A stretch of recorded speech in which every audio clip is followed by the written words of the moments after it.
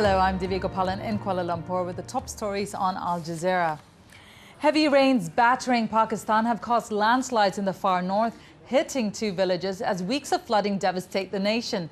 Many stricken communities are only beginning to receive aid as the bad weather impedes relief efforts.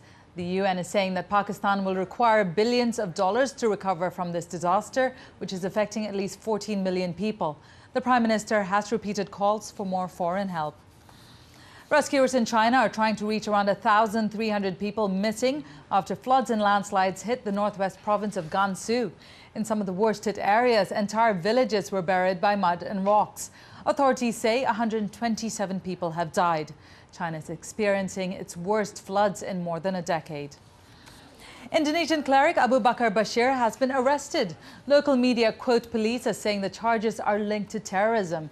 Bashir has been linked to Jemaah Islamiyah, that's a group responsible for the 2002 Bali bombings, which killed 202 people.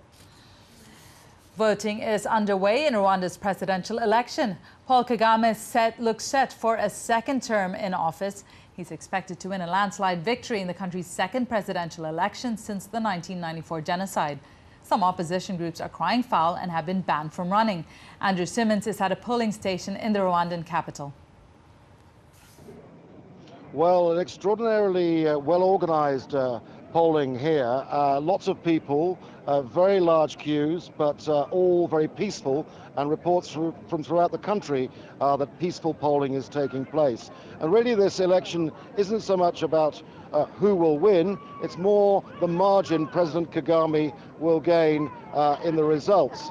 In the last election in 2003, he had 95% majority. And the only contenders in opposition, 3 parties, were supporting him then. On this occasion, many the critics of Kagame are saying that these parties are closely allied to the ruling party, the Rwandan Patriotic Front, and they offer nothing really serious in the way of opposition. Colombia's new president, Juan Manuel Santos, will meet his Venezuelan counterpart, Hugo Chavez, on Tuesday. Chavez broke off diplomatic relations with Colombia after Santos's predecessor, Alvaro Uribe, accused Venezuela of sheltering left-wing rebels.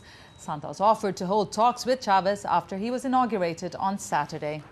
Well, you can always get more news on our website. You'll find that at aljazeera.net/English.